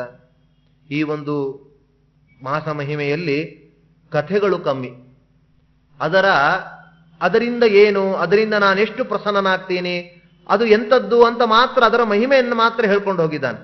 ಬೇರೆ ಬೇರೆ ಮಾಸ ಮಹಿಮೆಗಳಲ್ಲಿ ಕಥೆಯ ಒಂದೊಂದಿಗೆ ಅವುಗಳನ್ನು ತಿಳಿಸಿದ್ದಾರೆ. ಆದರೆ ಇಲ್ಲಿ ಮಾತ್ರ ಹೆಚ್ಚು ಕಥೆಗಳನ್ನು ಹೇಳದೆ ಆ ಮಾಹಾತ್ಮೆ, ಒಂದು ಉದಾಹರಣೆಗೆ ವೃತ್ತಿಕೆದಾಗಬಹುದು, ಉದ್ರಪುಂಡ್ರದಾಗಬಹುದು, ತುಳಸಿದೋ ಆಗಬಹುದು, ಅಥವಾ ಘಂಟಾನಾದ ಮಾಡುವಂಥದ್ದು, ಹರಿನಿವೇದಿತವಾಗಿರುವಂಥದ್ದು, ಏಕಾದಶಿ, ಅವುಗಳನ್ನೆಲ್ಲ ಅದರ ಮಹಿಮೆ ಏನು, ಎಲ್ಲೆಲ್ಲಿ ಹೇಗೆ ಬಂದಿದೆ ಎಂಬುದನ್ನು ಮಾತ್ರ ತಿಳಿಸಿದ್ದಾನೆ. ಕಥೆ ಎಂಬುವಂಥದ್ದು ಕಮ್ಮಿ. ಯೋ ಮೃತ್ತಿಕಾಂ ದ್ವಾರವತಿ ಸಮುದ್ಭವಾಂ ಕರೆ ಸಮಾದಾಯ ಲಲಾಟ ಪಟ್ಟೆ ಕರೋತಿ ನಿತ್ಯಂ ಪುರುಷೋರ್ಧ್ವಪುಂಡ್ರಂ ಕ್ರಿಯಾಫಲಂ ಕೋಟಿ ಗುಣಂ ತದಾ ಭವೇತ್. ಯಾರು ದ್ವಾರಾವತಿ ಸಮುದ್ಭೂತವಾಗಿರುವಂತಹ ಊರ್ಧ್ವಪುಂಡ್ರವನ್ನ ಲಲಾಟ ಪಟ್ಟದಲ್ಲಿ ಧಾರಣೆ ಮಾಡ್ತಾರೋ ಅಂಥವರ ಪುಣ್ಯ ಕೋಟಿ ಗುಣಂ ತದಾ ಭವೇತ್, ಮಾಡಿರುವಂಥದ್ದು ಅಕ್ಷಯ್ಯವಾಗಿ ಅವರಿಗೆ ಉಪಯೋಗಕ್ಕೆ ಬರ್ತದೆ. ಅಂದ್ರೆ ಭಗವಂತನ ಕೆಲಸವನ್ನ ಮಾಡುವಾಗ ಊರ್ಧ್ವಪುಂಡ್ರಾದಿಗಳನ್ನು ಇಲ್ಲದೆ ಮಾಡಬಾರದು. ಸಂಧ್ಯಾವಂದನೆ ಇಲ್ಲದೆ ಯಾವ ಕರ್ಮವೂ ಮಾಡಬಾರದು. ಯಾವುದೇ ಒಂದು ನೀವು ಒಂದು ಪುರಾಣಗಳನ್ನು ತೆಗೆದು ನೋಡ್ರಿ, ಅಥವಾ ಹೋಮ ಪ್ರಕ್ರಿಯೆಯನ್ನು ತೆಗೆದು ನೋಡ್ರಿ, ಕೃತ ನಿತ್ಯಕ್ರಿಯ ಯಜಮಾನ ಅಂತಾನೆ ಬರ್ತದೆ. ಕೃತನಿತ್ಯಕ್ರಿಯ, ನಿತ್ಯಕ್ರಿಯಾ ಅಂದ್ರೆ ಏನರ್ಥ? ಊರ್ಧ್ವಪುಂಡ್ರ ಮುದ್ರೆಗಳು ಅವನ ಸಂಧ್ಯಾವಂದನೆ ಅವುಗಳನ್ನ ಮಾಡಿಯೇ ಅವನು ಕರ್ಮವನ್ನ ಮಾಡಬೇಕು. ಊರ್ಧ್ವಪುಂಡ ಧಾರಣೆ ಇಲ್ಲ, ಸಂಧ್ಯಾವಂದನೆ ಇಲ್ಲ ಅಂದ್ರೆ ಅವನು ಅಧಿಕಾರಿಯೇ ಅಲ್ಲ. ಮುಂದಿನ ಕರ್ಮ ಮಾಡ್ಲಿಕ್ಕೆ ಅಧಿಕಾರವೇ ಬರೋದಿಲ್ಲ ಅವನಿಗೆ. ಹಾಗಾಗಿ ಅಂತಹ ಕರ್ಮ ಅದನ್ನ ಧಾರಣೆ ಮಾಡಿದ್ರೇನೆ ಅದಕ್ಕೆ ಅಧಿಕಾರ ಬರುವಂಥದ್ದು. ಅದಕ್ಕೋಸ್ಕರ ಅದನ್ನ ತಿಳಿಸ್ತಾ ಇದ್ದಾರೆ. ಮಂದನಾದರೂ ಸರಿಯೇ ಗೋಪೀಚಂದನ ಶ್ರೀ ಮುದ್ರೆಗಳ ಅಂತ ದಾಸರು ಹೇಳಿದ್ದಾರೆ. ಅವನು ಮಂದನೇ ಆಗಲಿ, ಆದರೆ ಗೋಪೀಚಂದನಗಳ ಮುದ್ರೆಗಳ ಧಾರಣೆ ಮಾಡಿದರೆ ಅವನು ವಿಶೇಷವಾಗಿ ನನ್ನ ಅನುಗ್ರಹಕ್ಕೆ ಪಾತ್ರನಾಗ್ತಾನೆ. ಹಾಗಾಗಿ ಊರ್ಧ್ವಪುಂಡ್ರಕ್ಕೆ ಅಂತಹ ಮಹಿಮೆಯನ್ನು ಹೇಳ್ತಾ ಇದ್ದಾರೆ. ಕ್ರಿಯಾವಿಹೀನಂ ಯದಿ ಕರ್ಮಹೀನಂ ಶ್ರದ್ಧಾವಿಹೀನಂ ಯದಿ ಕಾಲವರ್ಜಿತಂ ಕೃತ್ವಾ ಲಲಾಟೆ ಯದಿ ಗೋಪಿಚಂದನಂ ಪ್ರಾಪ್ನೋತಿ ತತ್ಕರ್ಮ ಫಲಂ ಸದಾವ್ಯಯಂ. ಕ್ರಿಯಾವಿಹೀನಂ ಯದಿ ಕರ್ಮಹೀನಂ, ಕ್ರಿಯಾವಿಹೀನ ಆಗಿರಲಿ, ಕರ್ಮಹೀನ ಆಗಿರಲಿ, ಶ್ರದ್ಧಾವಿಹೀನ ಆಗಿರಲಿ, ಯಾವುದೋ ರಾಹುಕಾಲದಲ್ಲೇ ಮಾಡಿರಲಿ, ಆದರೆ ಲಲಾಟೆ ಯದಿ ಗೋಪೀಚಂದನಂ ಕೃತ್ವಾ, ಅವನು ಭಗವಂತನ ನನ್ನ ಒಂದು ಮೃತ್ತಿಕೆಯನ್ನ ಧಾರಣೆ ಮಾಡಿ ಅವನು ಕರ್ಮ ಮಾಡಿದ್ರೆ ಆ ಕರ್ಮ ಅಕ್ಷಯ್ಯ ಫಲ ಬರ್ತದೆ ಅಂತ ಉಂಟು. ಹಾಗಾಗಿ ಇದರಿಂದ ಏನ್ ತಿಳ್ಕೊಳ್ಬೇಕು ಇಂತಹ ಮಾತುಗಳಿಂದ ಅಂದ್ರೆ, ಏನೇ ಇದ್ದಿದ್ರು ಹಾಗಾದ್ರೆ ಏನ್ ಲೋಪ ಆದ್ರೂ ಚಿಂತೆ ಇಲ್ಲ, ಗೋಪಿಚಂದನ ಹಾಕೊಂಡು ಬಂದ್ಬಿಟ್ರೆ ಸಾಕು ಎಂಬುದು ಅಂತಹ ಅರ್ಥ ಅಲ್ಲ. ಇದರ ಹಾರ್ದ ಭಗವಂತನಿಗೆ ಗೋಪೀಚಂದನದ ಧಾರಣೆ ಬಹಳ ಪ್ರೀತಿ. ಅದನ್ನ ಹಾಕಿಕೊಂಡು ಮಾಡಿರುವಂತಹ ಕರ್ಮದಿಂದ ಭಗವಂತ ಬೇಗ ಬಲಿತಾನೆ, ಅವನಿಗೆ ಅದು ಅತ್ಯಂತ ಪ್ರೀತಿ ಎಂಬುದಾಗಿ ತಿಳ್ಕೊಳ್ಬೇಕು. ತತ್ವೋದ್ಯೋತದಲ್ಲಿ ಒಂದು ಮಾತು ಬರ್ತದೆ, ವಿಷಂಭುಂಕ್ಷ್ವ ಅಂತಾನೆ ಅಪ್ಪ. ವಿಷಂಭುಂಕ್ಷ್ವ ಎಷ್ಟು ಹೇಳಿದ್ರು ಕೇಳಲ್ಲ, ಹೋಗಿ ಹಾಳು ಬಾವಿಗೆ ಬೀಳು ಅಂತ ಹೇಳ್ತಾನೆ ಮಗನ. ವಿಷ ಕುಡಿ ಹೋಗಿ, ನನಗೇನು ಅಂತ ಹೇಳ್ತಾನೆ. ವಿಷ ಕುಡಿದ್ರೆ ಅಪ್ಪ ಸುಖವಾಗಿರ್ತಾನ? ಅಮ್ಮ ಆದ್ರೂ ಏನಾದ್ರೂ ಹಾಳು ಬಾವಿಗೆ ಬೀಳು ಅಂತೆಲ್ಲ ಬೈಯುವಾಗ ಅದೇನಾದ್ರೂ ಮಾಡಿದ್ರೆ ಅವ್ರಿಗೆ ಸಂತೋಷ ಆಗ್ತದ? ಇಲ್ಲ. ಆ ಪದಗಳು ಮಾತ್ರ ಅಂತದ್ದು. ಅದರಿಂದ ಏನ್ ಅರ್ಥ? ನಾನು ಎಷ್ಟು ಹೇಳಿದ್ರು ಕೂಡ ನೀನು ಕೇಳಲ್ಲ, ಏನ್ ಮಾಡ್ಲಿಕ್ಕಾಗತ್ತೆ, ಏನಾದ್ರೂ ಮಾಡ್ಕೊಂಡು ಸಾಯಿ ಅಂತ ಹಾಗೆ ಹೇಳಿದಾಗ ಅದರ ತತ್ವ ಹೇಳಿದ್ದನ್ನ ಕೇಳು, ನಿನ್ನದೇ ನಿನ್ನ ಹಠ ಮಾಡಬೇಡ ಅಂತ ಅದರ ಭಾವ. ಹಾಗೆ ಭಗವಂತನಿಗೆ ಕ್ರಿಯಾವಿಹೀನ ಆಗಿರಲಿ, ಶ್ರದ್ಧಾವಿಹೀನ ಆಗಿರಲಿ, ಕಾಲವಿಹೀನ ಆಗಿರಲಿ, ಕರ್ಮವಿಹೀನ ಆಗಿರಲಿ, ಏನಾಗಿದ್ರು ಚಿಂತೆ ಇಲ್ಲ, ಊರ್ಧ್ವಪುಂಡ್ರಾದಿಗಳ ಧಾರಣೆ ಮಾಡಿದ್ರೆ ಅಕ್ಷಯ್ಯ ಫಲ ಬರ್ತದೆ ಅಂತಂದ್ರೆ ಭಗವಂತನ ಹಾರ್ದ ಏನು ಅಂದ್ರೆ ಅಷ್ಟು ಪ್ರಶಸ್ತ ಅಂತ ಅರ್ಥ. ಗೋಪೀಚಂದನದ ಧಾರಣೆ ಅದು ಮನುಜನಿಗೆ ಅತ್ಯಂತ ವಿಹಿತವಾಗಿರುವಂಥದ್ದು. ಗೋಪೀ ಚಂದನ ಸಂಭವಂ ಸುರುಚಿರಂ ಕೃತ್ವಾ ಲಲಾಟೆ ದ್ವಿಜಃ ನಿತ್ಯಂ ಧಾರಯತೆ ಯದಿ ಪ್ರತಿದಿನಂ ರಾತ್ರೌ ದಿವಾ ಸರ್ವದಾ ಯತ್ಪುಣ್ಯಂ ಕುರುಜಾಂಗಲೇ ರವಿಗ್ರಹೇ ಮಾಘೆ ಪ್ರಯಾಗೆ ತಥಾ ತತ್ಪ್ರಾಪ್ನೋತಿ ತತೋಧಿಕಂ ಮಮ ಗೃಹೇ ಸಂತಿಷ್ಠತೆ ದೇವವತ್. ಗೋಪೀಚಂದನವನ್ನ ಸುರುಚಿರವಾಗಿ ತನ್ನ ಲಲಾಟೆಯಲ್ಲಿ ಯಾವ ಬ್ರಾಹ್ಮಣ ಹಚ್ಚುತ್ತಾನೋ ಅವನು ನಿತ್ಯ ಮಾಡುವಂತಹ ನಿತ್ಯಂ ಧಾರಯತೆ ಯದಿ ಪ್ರತಿದಿನಂ ರಾತ್ರೋ ದಿವಾ ಸರ್ವದ, ಬೆಳಿಗ್ಗೆಯಿಂದ ಸಂಜೆಯವರೆಗೂ ಕೂಡ, ಅಥವಾ ಬೆಳಿಗ್ಗೆ ಒಮ್ಮೆ ಹಚ್ಚುತ್ತಾನೆ, ಮಧ್ಯಾಹ್ನ ಹಚ್ಚುತ್ತಾನೆ, ರಾತ್ರಿ ಹಚ್ಚುತ್ತಾನೆ, ಈ ರೀತಿಯಾಗಿ ಸರ್ವದಾ ತಾನು ಧಾರಣೆ ಮಾಡ್ತಾ ಇದ್ರೆ ಅವನ ಪುಣ್ಯ ಎಂತದ್ದು ಅಂದ್ರೆ ಕುರುಜಾಂಗಲೇ ರವಿಗ್ರಹೇ ಮಾಘೆ ಪ್ರಯಾಗೆ ತಥಾ. ಕುರುಕ್ಷೇತ್ರದಲ್ಲಿ ಮಾಡಿದಾಗ ಏನು ಪುಣ್ಯ ಬರ್ತದೆ, ರವಿ ಚಂದ್ರರು ಸೂರ್ಯಚಂದ್ರರ ಒಂದು ಗ್ರಹಣ ಕಾಲದಲ್ಲಿ ಮಾಡಿದಾಗ ಮತ್ತು ಪ್ರಯಾಗದಲ್ಲಿ ಮಾಡಿದಾಗ, ಪ್ರಯಾಗ ಅಂತ ಕ್ಷೇತ್ರ ಇದೆ, ಅಂತಹ ಕ್ಷೇತ್ರದಲ್ಲಿ ಮಾಡಿದಾಗ ಏನೊಂದು ಫಲ ಬರ್ತದೆ, ಅದಕ್ಕಿಂತಲೂ ಜಾಸ್ತಿಯಾದ ಪುಣ್ಯ ಇಂತಹ ವ್ಯಕ್ತಿ ಮಾಡುವುದೆಂದ ಬರ್ತಾ ಇದೆ. ಹಾಗಾಗಿ ಗೋಪೀಚಂದನ ನನಗೆ ಅತ್ಯಂತ ಶ್ರೇಷ್ಠ. ಯಸ್ಮಿನ್ ಗೃಹೇ ತಿಷ್ಠತಿ ಗೋಪೀಚಂದನಂ, ಯಾರ ಮನೆಯಲ್ಲಿ ಗೋಪೀಚಂದನ ಇರ್ತದೋ ಅಂತಹ ಗೋಪೀಚಂದನವನ್ನ ಭಕ್ತ್ಯಾ ಲಲಾಟೆ ಮನುಜೋ ಬಿಭರ್ತಿ ಚೇತ್, ಅದನ್ನ ಅವನು ಭಕ್ತಿಯಿಂದ ಕೇಶವಾಯ ನಮಃ ಎಂಬಂತಹ ನಾಮದಿಂದ ಧಾರಣೆ ಮಾಡ್ತಾ ಇದ್ದಾನೆ ಅಂದ್ರೆ ತಸ್ಮಿನ್ ಗೃಹೇಯಂ ನಿವಸಾಮಿ ಸರ್ವದಾ ಶ್ರೀಯಾನ್ವಿತ ಕಂಸ ನಿಹಾ ಚತುರ್ಮುಖ, ಶ್ರೀಯಿಂದ ಕೂಡಿಕೊಂಡು ಆ ಮನೆಯಲ್ಲಿ ನಾನು ಸದಾ ಇರ್ತೇನೆ. ಗೋಪೀಚಂದನ ಇರುವಂಥದ್ದು ಇದ್ರೆ ಸಾಲದು, ಗೋಪೀಚಂದನನ್ನು ಧಾರಣೆ ಮಾಡುವಂತವರ ಮನೆಯಲ್ಲಿ. ಯಾರ ಒಂದು ಹಣೆಯಲ್ಲಿ ನಿತ್ಯ ಗೋಪೀಚಂದನ ಶೋಭಿಸ್ತಾ ಇರ್ತದೋ ಯಮಂ ನ ಪಶ್ಯತ್ಯಪಿ ಪಾಪ ಸಂಯುತ, ಅವನು ಪಾಪಯುಕ್ತನಾದರೂ ಕೂಡ ಅವನನ್ನ ಯಮ ಮುಟ್ಲಿಕ್ಕೆ ಬರೋದಿಲ್ಲ, ನೋಡುವುದೂ ಇಲ್ಲ. ಗ್ರಹಾನ ಪೀಡಂತಿ ನರಕ್ಷಸಾಂ ಗದಾಃ ಯಕ್ಷ ಪಿಶಾಚೋರಗಭೂತನಾಯಕಾಃ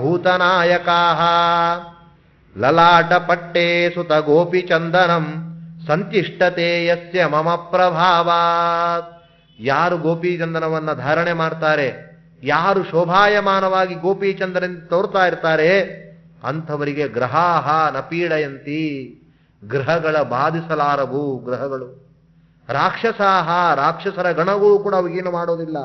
ಯಕ್ಷ ಪಿಶಾಚ ಉರಗ ಸರ್ಪಗಳು ಭೂತಗಳು, ಭೂತಗಳ ನಾಯಕಗಳು ಇವ್ಯಾವು ಕೂಡ ಏನು ಮಾಡೋದಿಲ್ಲ. ಗೋಪಿ ಚಂದನನೇ ಹಚ್ಕೊಂಡಿರೋದಿಲ್ಲ, ಹೋಮಕ್ಕೆ ಬಂದು ಕೂತಿರ್ತಾರೆ. ಮಾಧ್ವರಾಗಿರ್ತಾರೆ, ಗೋಪಿ ಚಂದನ ಹೇಗೆ ಹಚ್ಚಬೇಕು ಗೊತ್ತಿರೋದಿಲ್ಲ.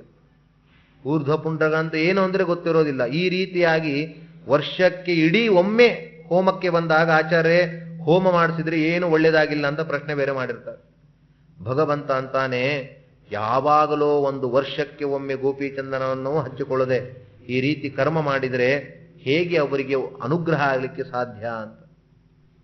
ಕಲವು ಸಂವತ್ಸರೇಣತು ಅಂತ ಇದೆ. ಕಲಿಯುಗದಲ್ಲಿ ಮಾಡುವಂತಹ ಕರ್ಮ ಎಷ್ಟೇ ಶ್ರದ್ಧೆಯಾಗಿ ಮಾಡಿದ್ದೇವೆ ಅಂದ್ರೂ ಕೂಡ 1% ಮಾಡಿರ್ತೇವೋ ಏನೋ, ಅದೂ ಇಲ್ಲ. ಅಂತಹದ್ದಿರುವಾಗ ಸಾಮಾನ್ಯ ಜನರಿಗೂ ಕೂಡ ಲೋಪ ಕಾಣ್ತಾ ಇರುವಂತಹ ಕರ್ಮದಿಂದ ಒಳ್ಳೆಯ ರೀತಿಯಾದ ಫಲ ಸಿಗಬೇಕು ಅಂದ್ರೆ ಹೇಗಾಗ್ತದೆ? ಹಾಗಾಗಿ ನಾವು ಮಾಡುವಂತಹ ಕರ್ಮ ಎಂಥದ್ದು, ಯಾವ ರೀತಿಯಾಗಿ ಕರ್ಮ ಮಾಡ್ತಾ ಇದ್ದೇವೆ ಎಂಬುದಂಥದ್ದು ಮುಖ್ಯ. ಹಾಗಾಗಿ ಗೋಪಿ ಚಂದನಾದಿಗಳ ಧಾರಣೆಯಿಂದ ಯಾವ ಗ್ರಹಾದಿಗಳು, ಯಾವ ರೀತಿಯ ಭೂತಪ್ರೇತಾದಿಗಳು ಕೂಡ ಅವುಗಳನ್ನ ಮುಟ್ಟೋದಿಲ್ಲ. ಊರ್ಧ್ವಪುಂಡ್ರಧರೋ ಮರ್ತ್ಯ ಗೃಹೇ ಯಸ್ಯಾನ್ನಮಶ್ನತೆ. ಊರ್ಧ್ವಪುಂಡ್ರವನ್ನ ಧರಿಸಿರುವಂತಹ ಬ್ರಾಹ್ಮಣ ಯಾರ ಮನೆಯಲ್ಲಿ ಊಟ ಮಾಡ್ತಾನೆ ಅಂಥವರ ಕುಲ ಏನಿದೆ 7 ಕುಲಗಳು ಅಲ್ಲ, ತದಾ 20 ಕುಲಂ ತಸ್ಯ, 20 ಕುಲಗಳು ಕೂಡ ನರಕದಿಂದಾಗಿ ಉದ್ಧತವಾಗ್ತಾ ಇದೆ. ಹಾಗಾಗಿ ಅಷ್ಟು ಅದಕ್ಕೆ ಪ್ರಾಶಸ್ತ್ಯ ಇದೆ.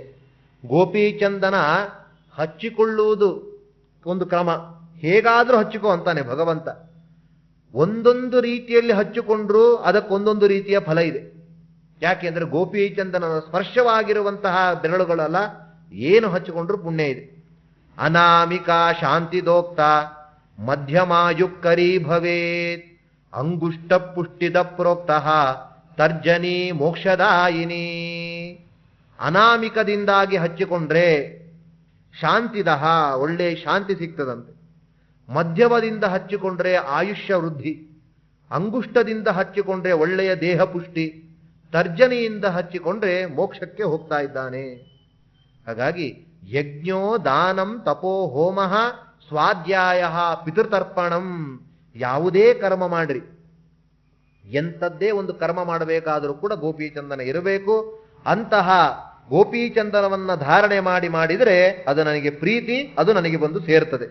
ಯಾರು ಗೋಪೀಚಂದನ ಹಾಕಿಕೊಳ್ಳದೆ ಯಜ್ಞವನ್ನ, ದಾನವನ್ನ, ತಪಸ್ಸು, ಹೋಮ, ಸ್ವಾಧ್ಯಾಯ, ಪಿತೃತರ್ಪಣಗಳನ್ನ ಮಾಡ್ತಾನೆ, ವ್ಯರ್ಥಂ ಭವತಿ ತತ್ಸರ್ವಂ ಊರ್ಧ್ವಪುಂಡ್ರಂ ವಿನಾಕೃತಂ.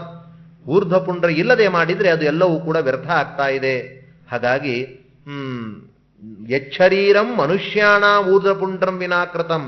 ಯಾರ ಮನುಷ್ಯನ ದೇಹದಲ್ಲಿ ಊರ್ಧ್ವಪುಂಡ್ರಗಳೇ ಇಲ್ಲ, ಹಾಕೋದೇ ಇಲ್ವೋ, ಅವನ ಮುಖವನ್ನ ಸ್ಮಶಾನ ಸದೃಶಂ ಹಿತತ್, ಅದು ಸ್ಮಶಾನ ಸದೃಶವಾಗಿರುವಂತಹ ಮುಖ. ಮತ್ತು ನನ್ನ ಚಿಹ್ನೆಗಳು ಅಂತ ಹೇಳ್ತಾ ಇದ್ದ. ಊರ್ಧ್ವಪುಂಡ್ರವನ್ನ ಹಾಕಿಕೊಂಡವರು ಶ್ರೇಷ್ಠ, ಹಾಗೆ ನನ್ನ ಚಿಹ್ನೆಗಳನ್ನ ಧರಿಸಬೇಕು. ಮಮಾವತಾರ ಚಿಹ್ನಾನಿ ದೃಶ್ಯಂತೆ ತಸ್ಯ ವಿಗ್ರಹೇ ಮರ್ತ್ಯೋ ಮರ್ತ್ಯ ನವಿಜ್ಞೇಯ ಸನೂನಂ ಮಾಮಕೀತನು. ಯಾರು ನನ್ನ ಚಿಹ್ನೆಯಿಂದ ಯುಕ್ತವಾಗಿರುವಂಥದ್ದನ್ನ ಧಾರಣೆ ಮಾಡ್ತಾರೆ ಅವನು ಮರ್ತ್ಯ ನಮರ್ತ್ಯ, ಅವನು ಮನುಷ್ಯನೇ ಅಲ್ಲ. ಮನುಷ್ಯನೇ ಅಲ್ಲ ಅಂದ್ರೆ ಪಶು ಅಂತ ಅರ್ಥ ಮಾಡ್ಕೊಳ್ಬಾರದು. ಮರ್ತ್ಯ ಮರ್ತ್ಯ ನಮರ್ತ್ಯ, ಅವನೇನಂದ್ರೆ ಮಾಮಕೀತನು, ಅವನ ದೇಹ ಅದು ನನ್ನ ದೇಹ ಅಂತಾನೆ ಭಗವಂತ. ಅಂದ್ರೆ ಅಷ್ಟು ಪ್ರಿಯಕರನಾಗಿರುವಂಥವನು ಅವನಾಗ್ತಾನೆ. ಇಲ್ಲಿ ಹೇಳುವಾಗ ನನ್ನ ಅವತಾರದ ಚಿಹ್ನೆ ಅಂತಾನೆ. ಮತ್ಸ್ಯ ರೂಪವಾದ ಒಂದು ಮುದ್ರೆ, ಅದರಿಂದ ಮತ್ಸ್ಯವನ್ನ ಹಾಕಿಕೊಳ್ಳುವಂಥದ್ದು. ಆ ಭಗವಂತನ ವಾಮನ, ಲಕ್ಷ್ಮೀ ನರಸಿಂಹ, ಕೃಷ್ಣ, ಇವುಗಳ ಚಿಹ್ನೆಯನ್ನ ಮಾಡಿ ಊರ್ಧ್ವಪುಂಡ್ರ ಈ ಒಂದು ಗೋಪೀಚಂದ್ರನಿಂದಾಗಿ ಧಾರಣೆ ಮಾಡಿದ್ರು ನನಗೆ ಪ್ರೀತಿ ಇದೆ. ಆದ್ರೆ ಈಗೆಲ್ಲ ಚೇಂಜ್ ಆಗ್ಬಿಟ್ಟಿದೆ. ಬೇರೆ ಟ್ಯಾಟು ಅಂತ ಏನೋ ಹೊಸದಾಗಿರುವಂತಹ ರೀತಿಯಲ್ಲಿ ಬಂದಿದೆ. ಭಗವಂತ ಅಂತಾನೆ ಗೋಪೀಚಂದನದಿಂದಾಗಿ ನನ್ನಲ್ಲಿ ಧಾರಣೆ ಮಾಡಬೇಕು. ಪಾಪಂ ಸುಕೃತ ರೂಪಂತು ಜಾಯತೆ ತಸ್ಯ ದೇಹಿನಃ. ಅವನ ಪಾಪ ಅದು ಕರೆನ್ಸಿ ತರ ಕನ್ವರ್ಟ್ ಆಗ್ತದೆ ಅಂತ ಹೇಳ್ತಾನೆ. ಹೇಗೆ ಕರೆನ್ಸಿ ಹೊರದೇಶದ್ದು ಇಲ್ಲಿ ಕೊಟ್ಟಾಗ ಅದೇ ದುಡ್ಡೇ ನಮಗೆ ಹೇಗೆ ಬರ್ತದೋ ಕರೆನ್ಸಿ ಕನ್ವರ್ಟ್ ಆಗಿ, ಇಂತಹ ಧಾರಣೆ ಮಾಡಿದ ವ್ಯಕ್ತಿಗಳ ಪಾಪ ಸುಕೃತವಾಗಿ ಪರಿವಹಣೆ ಆಗ್ತದೆ. ಹಾಗಾಗಿ ಪಾಪಂ ಸುಕೃತ ರೂಪಂತು, ಸುಕೃತ ರೂಪವಾಗಿ ಅದು ಪರಿಣಾಮವನ್ನು ಹೊಂದ್ತಾ ಇದೆ. ಈ ರೀತಿಯಾಗಿ ನನ್ನ ಅವತಾರಗಳ ಚಿಹ್ನೆ ಅಷ್ಟೇ ಅಲ್ಲ, ನನ್ನ ಆಯುಧದ ಚಿಹ್ನೆಯೂ ಕೂಡ ಇದೆ ಎಂಬುದನ್ನು ತಿಳಿಸ್ತಾ ಇದ್ದಾನೆ. ಶಂಕಂಚ ಪದ್ಮಂಚ ಯಥಾರತಾಂಗಂ.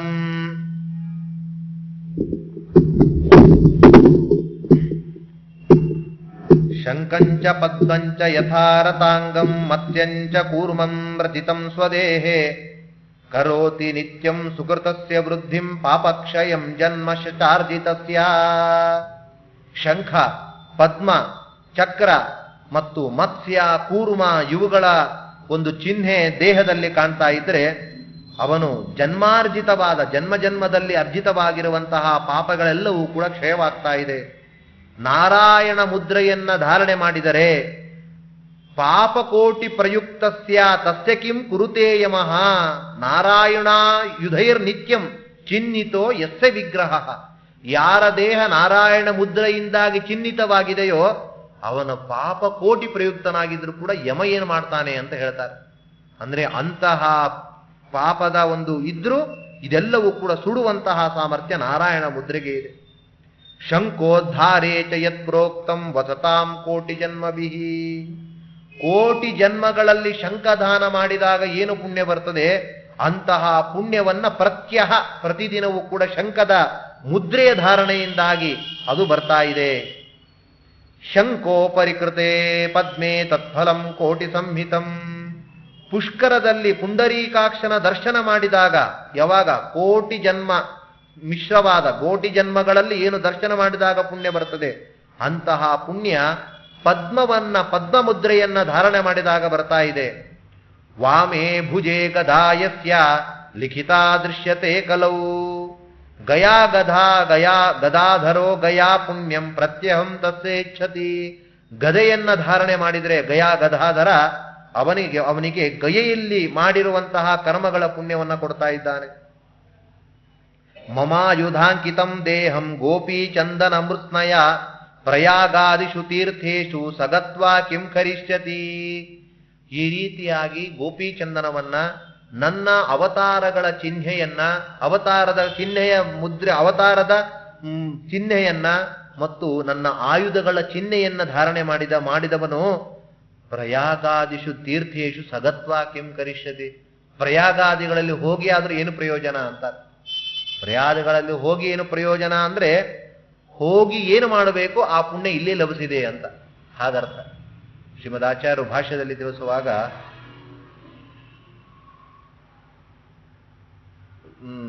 ಯಾರಿಗೆ ರಾಗದ್ವೇಷ ಯುಕ್ತಸ್ಯ ತಪಸಾ ಕಿಂ ಪ್ರಯೋಜನಂ ತೌ ಯುಭೌ ಯದಿನ ಸ್ಯಾತಾಂ ತಪಸಾ ಕಿಂ ಪ್ರಯೋಜನಂ ಅಂತ ಕೇಳ್ತಾರೆ. ರಾಗದ್ವೇಷಗಳಿಂದ ಕೂಡಿರುವಂತಹ ವ್ಯಕ್ತಿ ತಪಸ್ಸು ಮಾಡಿದ್ರೆ ಏನು ಉಪಯೋಗ? ಯಾಕೆಂದ್ರೆ ಅವನು ಅದನ್ನ ಇಟ್ಟುಕೊಂಡೇ ತಪಸ್ಸು ಮಾಡ್ತಾ ಇದ್ದಾನೆ ಅಂದ್ರೆ ಅದರಿಂದ ಏನು ಫಲ ಇಲ್ಲ. ರಾಗದ್ವೇಷ ವಿಯುಕ್ತನಾಗಿರುವಂತವನು ತಪಸ್ಸು ಮಾಡಿದ್ರೆ ಏನು ಉಪಯೋಗ? ಯಾಕೆಂದ್ರೆ ತಪಸ್ಸು ಮಾಡಿದಾಗ ಏನು ಫಲ ಸಿಗಬೇಕೋ ಅದು ಅವನಿಗೆ ಸಿಕ್ಕಾಗಿದೆ, ಹಾಗಾಗಿ ಆ ಉಪಯೋಗ ಅವನಿಗಿಲ್ಲ ಅಂತ ತಿಳಿಸಿದ್ದಾರೆ. ಹಾಗೆ ರಾಗದ್ವೇಷಗಳು ಇದ್ದವನು ತಪಸ್ಸು ಮಾಡಿದ್ರೆ ಉಪಯೋಗ ಇಲ್ಲ, ಯಾಕೆಂದ್ರೆ ಮಲಗಳನ್ನ ಕಷ್ಟಗಳನ್ನ ಇಟ್ಕೊಂಡೇ ಮಾಡ್ತಾ ಇದ್ದಾನೆ. ರಾಗದ್ವೇಷಗಳು ಇಲ್ಲದೇ ಇರೋನು ತಪಸ್ಸು ಮಾಡಿದ್ರೆ ಉಪಯೋಗ ಇಲ್ಲ, ಯಾಕೆಂದ್ರೆ ಅವನಿಗೇನು ಅದರಿಂದ ತಪಸ್ಸಿಂದ ಪ್ರಾಪ್ತಿಯಾಗಬೇಕು ಅದು ಅವನಿಗೆ ಸಿದ್ಧವಾಗಿದೆ. ತಪಸಾ ಕಿಂ ಪ್ರಯೋಜನಂ. ಹಾಗೆ ಪ್ರಯಾಗಾದಿಷು ತೀರ್ಥೇಶು ಸಗತ್ವಾ ಕಿಂ ಕರಿಷ್ಯತಿ. ಪ್ರಯಾಗಾದಿಗಳಲ್ಲಿ ಹೋಗಿ ಮಾಡಬೇಕಾದ ಪುಣ್ಯವನ್ನ, ಸಂಪಾದನೆ ಮಾಡಬೇಕಾಗಿರುವಂತಹ ಸುಕೃತವನ್ನ ಅವನು ನನ್ನ ಈ ಮುದ್ರಾಂಕನನ್ನ ಮಾಡುವ ಮೂಲಕವೇ ಧಾರಣೆ ಮಾಡಿದ್ದಾನೆ ಅಂದ ಮೇಲೆ ಅವನು ಪ್ರಯಾಗಗಳಲ್ಲಿ ಹೋಗಿ ಆದ್ರೆ ಏನು ಪ್ರಯೋಜನ? ಯಾರ ಒಂದು ದೇಹದಲ್ಲಿ ಅಹೋರಾತ್ರಿ ಬೆಳಿಗ್ಗೆಯಿಂದ ಸಂಜೆಯಲ್ಲವರೆಗೂ ಕೂಡ ಯಾವ ಈ ಶಂಖ, ಚಕ್ರ, ಗಧ, ನಾನಾ ತರಹದ ಮುದ್ರೆಗಳು, ನನ್ನ ಆಯುಧಗಳನ್ನು ಎಲ್ಲವೂ ಕೂಡ ತೋರ್ತಾ ಇರ್ತದೋ ಅಂಥವನ ಪುಣ್ಯಂ ಕರ್ಮ ಪ್ರಕೃತೆ ಮೇರುತುಲ್ಯಂ ನ ಸಂಶಯ. ಮಾಡಿರುವಂಥದ್ದು ಚಿಕ್ಕ ಪುಣ್ಯ ಆದರೂ ಕೂಡ ಅದು ದೊಡ್ಡದಾಗಿರುವಂತಹ ಫಲ ಕೊಡ್ತಾ ಇದೆ ಎಂಬುದನ್ನು ತಿಳಿಸ್ತಾ ಇದ್ದಾನೆ. ಸ್ವಲ್ಪಮಪ್ಯಸ್ಯ ಧರ್ಮಸ್ಯ ತ್ರಾಯತೆ ಮಹತೋ ಭಯಾತ್ ಅಂತಾನೆ ಕೃಷ್ಣ. ಸ್ವಲ್ಪವೇ ಧರ್ಮ ಮಾಡಿರ್ಬೇಕಾದ್ರೆ ಅಂತಹ ಭಗವದ್ವಿಷೇಕವಾದ ಕರ್ಮದಿಂದ ಮಹತ್ತರವಾಗಿರುವಂತಹ ಭಯ ಎಲ್ಲ ನಿವೃತ್ತಿ ಆಗ್ತಾ ಇದೆ. ಅದು ಭಗವಂತನ ನಾಮಕ್ಕೆ ಇರುವಂತಹ ಶಕ್ತಿ, ಅದು ಭಗವಂತನ ಕರ್ಮಕ್ಕೆ ಇರುವಂತಹ ಶಕ್ತಿ. ಹಾಗಾಗಿ ಊರ್ಧ್ವಪುಂಡ್ರ ಭಗವಂತನ ಚಿಹ್ನೆಗಳನ್ನ ಅಂಕನ ಮಾಡಿಕೊಂಡು ಮಾಡುವ ಪುಣ್ಯ ಅದು ಮೇರು ತುಲ್ಯವಾಗ್ತಾ ಇದೆ. ಯಾವ ರೀತಿಯಾಗಿ ಅಗ್ನಿಯು ವಾಯುವಿನ ಒಂದು ಸಂಪರ್ಕದಿಂದ ಕಾಷ್ಟವನ್ನ ಅದು ಪುಡಿ ಮಾಡ್ತದೋ, ಭಸ್ಮ ಮಾಡ್ತದೋ, ಹಾಗೆ ಎಲ್ಲ ತರಹದ ದೇಹದಲ್ಲಿರುವಂತಹ ಪಾಪಗಳೆಲ್ಲ ಅವೆಲ್ಲವೂ ಕೂಡ ಈ ಒಂದು ಆಯುಧಗಳ ಸ್ಪರ್ಶದಿಂದ ಭಸ್ಮವಾಗ್ತಾ ಇದೆ. ತಥಾ ದಹಂತಿ ಪಾಪಾನಿ ದೃಷ್ಟ್ವಾಮೇ ಆಯುಧಾನಿ ವೈ. ಆಯುಧವನ್ನ ಧಾರಣೆಯಲ್ಲ, ಅದನ್ನು ನೋಡಿದ್ರೂ ಅದಕ್ಕೆ ವಿಶೇಷವಾದ ಫಲ ಇದೆ. ಪ್ರಹ್ಲಾದಸ್ಯ ಸಮೋಜ್ಞೇಯ ನಾನ್ಯಥಾ ಮಮವಲ್ಲಭ. ಅವನು ಪ್ರಹ್ಲಾದನಿಗೆ ಸಮಾನ ತಿಳಿ. ಪ್ರಹ್ಲಾದ ಅಂದ್ರೆ ಎಂತಹ ದೊಡ್ಡ ಭಕ್ತ, ಅಂಥವನಿಗೆ ಸಮನಾಗ್ತಾನೆ, ಅಷ್ಟು ನನಗೆ ಪ್ರೀತಿ ಇದೆ. ಯಾರು ಚಕ್ರಾಂಕನ ಮುದ್ರಾಂಕನನ ಮಾಡಿಸಿಕೊಂಡಿರುವಂತಹ ವಿಪ್ರರು ಮನೆಯಲ್ಲಿ ಭೋಜನ ಮಾಡ್ತಾರೋ ತದನ್ನಂ ಸ್ವಯಮಶ್ನಾಮಿ ಪಿತೃಭಿ ಸಹ ಪುತ್ರಕ. ಮಗನೇ, ಅದನ್ನ ನಾನೇ ಸ್ವತಃ ತಿಂತೇನೆ ಅಂತಾನೆ. ನೀನು ಕೊಟ್ಟಿದ್ದು ಅದು ಬ್ರಾಹ್ಮಣನಿಗೆ ಅಂತ ಅಂದ್ಕೊಂಡಿ, ಆದ್ರೆ ತಿನ್ನುವಂಥದ್ದು ನಾನೇ. ಪಿತೃಭಿ ಸಹ, ಅವರ ಪೂರ್ವಜರ ಒಂದೊಂದಿಗೆ ಸೇರಿಕೊಂಡು ನಾನು ಅದನ್ನ ಭೋಕ್ಷಣ ಮಾಡ್ತಾ ಇದ್ದೇನೆ, ಭೋಜನ ಮಾಡ್ತೇನೆ ಅಂತ. ಯಾಕೆಂದ್ರೆ ಭಗವಂತ ಹೇಳುವಾಗ ನನಗೆ 2 ಮುಖಗಳು ಅಂತ ಹೇಳ್ತಾನೆ ಭಗವಂತ. ವಿಪ್ರಾಗ್ನಿ ಜಿಹ್ವಾಭ್ಯಾಂ ಅಶ್ನಾಮಿ ಕಮಲಾಸನ. ಬ್ರಹ್ಮ, ವಿಪ್ರ ಎಂಬುವಂಥದ್ದು ಒಂದು ಮುಖ ನನಗೆ, ಅಗ್ನಿ ಎಂಬುವಂಥದ್ದು ಒಂದು ಮುಖ. ಹಾಗಾಗಿ ವಿಪ್ರರಿಗೆ, ಬ್ರಾಹ್ಮಣರೋತ್ತಮರಿಗೆ, ಜ್ಞಾನಿಗಳಿಗೆ ಏನು ಕೊಡ್ತಿ ಅದೆಲ್ಲ ನನಗೆ ಬಂದು ಸೇರ್ತದೆ. ಇನ್ನು ಅಗ್ನಿಗೆ ಕೊಡುವಂತಹ ಆಹುತಿಗಳೇನಿದೆ ಅದೆಲ್ಲ ನನಗೆ ಸೇರ್ತದೆ ಅಂತ ಹೇಳ್ತಾನೆ ಭಗವಂತ. ಅಗ್ನಿ ಅಂತ ಹೇಳಿದ್ರೆ ಯಾವುದ್ಯಾವುದೋ ಅಗ್ನಿ ಅಲ್ಲ ಅಂತನೂ ವಿವರಿಸಿದ್ದಾರೆ. ಅಗ್ನಿ ಅಂದ್ರೆ ಹೇಗಿರಬೇಕು? ಶುದ್ಧವಾದ ಅಗ್ನಿ ಆಗ್ಬೇಕು. ಅಗ್ನಿ ಶುದ್ಧತೆ ಇದ್ದೇ ಇದೆ, ಆದರೆ ಆ ಅಗ್ನಿಯಲ್ಲಿ ಕೊಡುವ ಆಹುತಿಯಿಂದ ಅಗ್ನಿಗೆ ಸಂಸ್ಕಾರ ಆಗಬೇಕು. ಒಬ್ಬ ವ್ಯಕ್ತಿಗೆ ಹೇಗೆ 16 ಸಂಸ್ಕಾರಗಳು, ಗರ್ಭಾಧಾನ, ಪುಂಸವನ, ಸೀಮಂತ, ವಿಷ್ಣುಬಲಿ, ಜಾತಕರ್ಮ, ನಾಮಕರಣ, ಉಪನಿಷ್ಕಮಣ, ಅನ್ನಪ್ರಾಶನ, ಚೌಲ, ಉಪನಯನ ಅಂತ ಹೀಗೆ 16 ಸಂಸ್ಕಾರಗಳೇನಿದೆ ಅಂತಹ ಸಂಸ್ಕಾರಗಳು ಜಡವಾದ ಅಗ್ನಿಗೆ ಕೊಡಬೇಕು. ಜಡ ಅಂದ್ರೆ ಅದರ ಒಳಗಡೆ ಇರುವ ಭಗವಂತನಿಗೆ ಆ ಅಗ್ನಿ ಶುದ್ಧವಾಗಬೇಕು. ಕೇವಲ ಸಂಸ್ಕಾರ ಆದ್ರೆ ಸಾಲದು, ಅದರಲ್ಲಿ ವೈಷ್ಣವತ್ವ ಸಿದ್ಧಿ ಆಗಬೇಕು. ವಿಷ್ಣು ಸಂಬಂಧಿಯಾದ ಹರಿಸರ್ವೋತ್ತಮತ್ವದ ಒಂದು ಜ್ಞಾನ ಇರಬೇಕು ವ್ಯಕ್ತಿಗೆ. ಬ್ರಾಹ್ಮಣನಾದ್ರೆ ಸಾಲದು. ಅದಕ್ಕೆ ಭಗವಂತ ಹೇಳ್ತಾನೆ, 1 ತತ್ರಾಪಿ ಜನ್ಮ ಶತಕೋಟಿಷು ವಿಪ್ರವತ್ವಂ ತತ್ರಾಪಿ ಜನ್ಮ ಶತಕೋಟಿಷು ಮತ್ಪರತ್ವಂ ಅಂತಾನೆ. ಎಷ್ಟೋ ಜನ್ಮ ಶತಕೋಟಿಗಳು ಕಳೆದ್ರೆ ವಿಪ್ರರಾಗ್ತೀರಿ, ಅದರಲ್ಲೂ ಎಷ್ಟೋ ಶತಕೋಟಿಗಳು ಕಳೆದಾಗ ಹರಿಸರ್ವೋತ್ತಮ, ನಾನು ಉತ್ತಮ ಎಂಬುವ ಜ್ಞಾನವನ್ನ ಪಡಿತೀರಿ ಅಂತ ಹೇಳಿದ್ದಾನೆ. ಹಾಗಾಗಿ ಅಗ್ನಿಯೂ ಭಗವಂತನ ಒಂದು ಮುಖ, ಬ್ರಾಹ್ಮಣರು ಭಗವಂತನ ಒಂದು ಮುಖ. ಹಾಗಾಗಿ ಅಂತಹ ಬ್ರಾಹ್ಮಣರು ಊಟ ಮಾಡಿದ್ರೆ, ಇಂತಹ ಶ್ರೇಷ್ಠರಾದ ಬ್ರಾಹ್ಮಣರು ಊಟ ಮಾಡಿದ್ರೆ ಅವರು ಊಟ ಮಾಡಿದ್ದಲ್ಲ, ಅದು ನಾನೇ ಸ್ವತಃ ಊಟ ಮಾಡಿದ ಹಾಗೆ. ಕೃಷ್ಣಾಯುಧಾಂಕಿತೋ ಯಸ್ತು ಶ್ಮಶಾನೇ ಮ್ರಿಯತೆ ಯದಿ. ಭಗವಂತನ ಚಿಹ್ನೆಗಳನ್ನ ಧಾರಣೆ ಮಾಡಿ ಅವನು ಸ್ಮಶಾನದಲ್ಲಿ ಸತ್ತರೆ ಪ್ರಯಾಗೆ ಯಾಗತಿ ಪ್ರೋಕ್ತ. ಪ್ರಯಾಗಾದಿ ಕ್ಷೇತ್ರಗಳಲ್ಲಿ ಹೋದ್ರೆ ಏನು ಪುಣ್ಯ ಇದೆ, ಯಾವ ಗತಿ ಇದೆ, ಅಂತಹ ಗತಿಗೆ ತಾನು ಹೋಗ್ತಾ ಇದ್ದಾನೆ. ಯಾರು ಇಂತಹ ಮುದ್ರೆ ಊದ್ರಪುಂಡಗಳನ್ನ ಧಾರಣೆ ಮಾಡಿದ್ದಾರೆ, ತತ್ರ ಆಶ್ರಮಂ ಪ್ರಕುರುವಂತಿ ವಿಬುಧಾ ವಾಸವಾದಯ. ಅದು ಆಶ್ರಮ ಆಗಿಬಿಡ್ತದಂತ. ಅದು ದೇಹ ಅಲ್ಲ, ಅದನ್ನ ಆಶ್ರಮ ಅಂತ ಕರಿಬೇಕು. ಆಶ್ರಮ ಅಂದಾಗ ಎಷ್ಟು ಸಾತ್ವಿಕವಾದ ರೀತಿಯಲ್ಲಿ ಇರ್ತದೆ, ಹಾಗೆ ಅದರಲ್ಲೆಲ್ಲ ದೇವತೆಗಳು, ವಾಸವಾದಿಗಳು ಎಲ್ಲರೂ ವಾಸ ಮಾಡುವಂತಹ, ಇಂದ್ರಾದಿಗಳು ವಾಸ ಮಾಡುವಂತಹ ಒಂದು ಮನೆ ಇದ್ದ ಹಾಗೆ ಅದು. ಹಾಗಾಗಿ ಧೃತ ನಾರಾಯಣೀ ಮುದ್ರಾ ಪ್ರಹ್ಲಾದೇನ ಪುರಾಕರೆ ವಿಭೀಷಣೇನ ಬಲಿನ ಧ್ರುವೇಣ ಚ ಶುಕೇನ ಚ ಮಾಂಧಾತ್ರ ಹೆಂಬರೀಷೇಣ ಮಾರ್ಕಂಡೇಯ ಮುಖೈರ್ವಿಜಯೀ ಶಂಕಾದಿ ಚಿಹ್ನಿತೈ ಶಸ್ತ್ರೈ ದೇಹಂ ಕೃತ್ವಾಚ ಮಾನದ. ಎಲ್ಲ ನನ್ನನ್ನ ಹೊಂದಿರುವಂಥವರು ಎಲ್ಲರೂ ಕೂಡ ನಾರಾಯಣಿ ಮೊದಲಾದ ಎಲ್ಲ ಮುದ್ರೆಗಳನ್ನು ಧಾರಣೆ ಮಾಡಿದವರೇ. ಪ್ರಹ್ಲಾದ, ವಿಭೀಷಣ, ಬಲಿ ಧ್ರುವ, ಶುಕ, ಮಾಂಧಾತ, ಅಂಬರೀಷ, ಮಾರ್ಕಂಡೇಯರು ಎಲ್ಲ ಶಂಕಾದಿ ಚಿನ್ನಿತೈ ಶಸ್ತ್ರೈ ದೇಹಂ ಕೃತ್ವಾಚ ಮಾನದ, ಇಂಥವರೆಲ್ಲ ಚಿಹ್ನೆಗಳನ್ನ ಧಾರಣೆ ಮಾಡಿಯೇ ನನ್ನನ್ನು ಹೊಂದಿದ್ದಾರೆ ಅವರು. ನೋಡಿ, ಎಲ್ಲರೂ ಬೇರೆ ಬೇರೆನೆ. ಪ್ರಹ್ಲಾದ ದೈತ್ಯ ಬಾಲಕನ ಮಗ, ವಿಭೀಷಣ ಅವನು ಹಾಗೆ ದೈತ್ಯನ ತಮ್ಮ, ಬಲಿ ಅವನು ಬಲಿ ಚಕ್ರವರ್ತಿ ಆಗಿದ್ರು ಕೂಡ ಅವನು ದೈತ್ಯವೇ, ಧ್ರುವ ಚಿಕ್ಕ ವಯಸ್ಸಿನವ, ಮತ್ತು ಮಾಂಧಾತ ಅವನ ಹುಟ್ಟೇ ಒಂಥರ ವಿಚಿತ್ರ, ಅಂಬರೀಷ ಮಹಾರಾಜ, ಮತ್ತು ಮಾರ್ಕಂಡೇಯರಿಗೆ 12 ವರ್ಷ ಇದ್ದದ್ದು.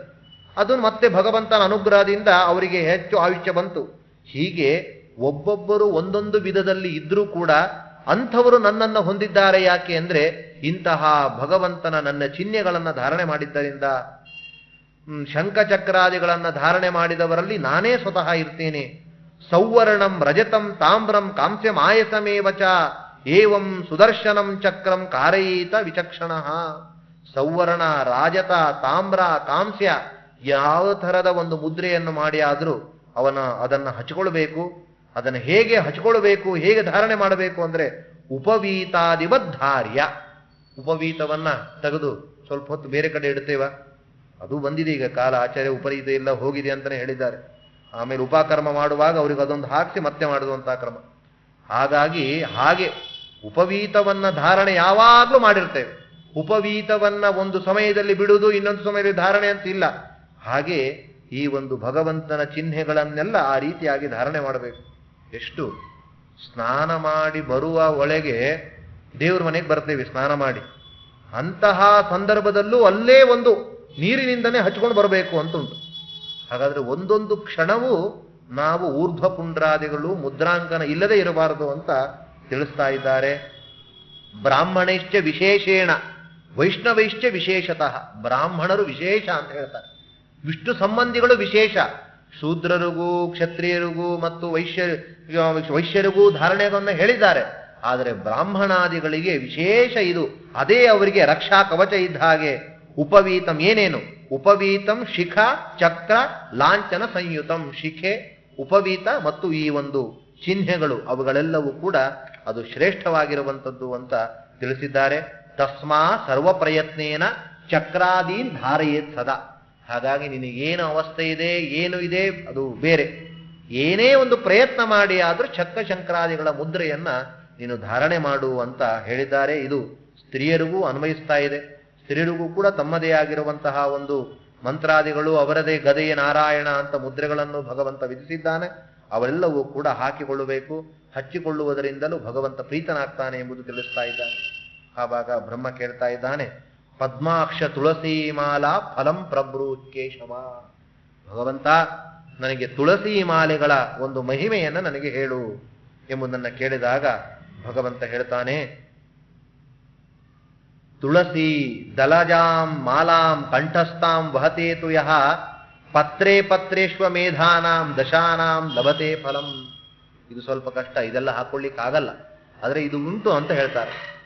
ತುಳಸಿ ದಳದಿಂದ ಮಾಡಿರುವಂತಹ ಮಾಲೆಯನ್ನ ಯಾವ ವ್ಯಕ್ತಿ ಹಾಕ್ಕೊಳ್ತಾನೋ ಅಂತಹ ಒಂದೊಂದು ದಳಕ್ಕೆ ಒಂದೊಂದು ಅಶ್ವಮೇಧದಷ್ಟು ಫಲ ಬರ್ತದೆ ಅಂತ.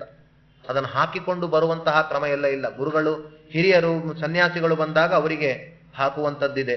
ಆದರೂ ತುಳಸಿ ದಳದಿಂದಾಗಿ ಮಾಲೆಯನ್ನ ಮಾಡಿಕೊಂಡು ಹಾಕಿಕೊಳ್ಳುವಂತಹ ವ್ಯಕ್ತಿ ಅವನು ಒಳ್ಳೆಯ ಫಲವನ್ನ ಹೊಂದ್ತಾ ಇದ್ದಾನೆ.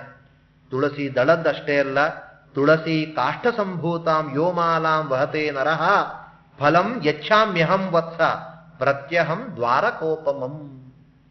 ದ್ವಾರಾವತಿಯಲ್ಲಿ ಮಾಡಿದಾಗ ಏನು ಫಲ ಇದೆ, ಭಗವಂತನ ಸಾಕ್ಷಾತ್ ಸನ್ನಿಧಾನ ಇರುವಂತಹ ಆ ಒಂದು ಮಂದಿರದಲ್ಲಿ ಮಾಡಿದಾಗ ಏನು ಫಲ ಇದೆ, ಅಂತಹ ಫಲ ಬೆಂಗಳೂರಲ್ಲೇ ಕೂತಾಗ ಮಾಡ್ಕೊಳ್ಬಹುದಂತ. ಯಾವಾಗ ಅಂದ್ರೆ ತುಳಸಿ ಕಾಷ್ಠ ಸಂಭೂತವಾದ ಮಾಲೆಯನ್ನ ಹಾಕಿಕೊಂಡು ಕರ್ಮ ಮಾಡಿದಾಗ.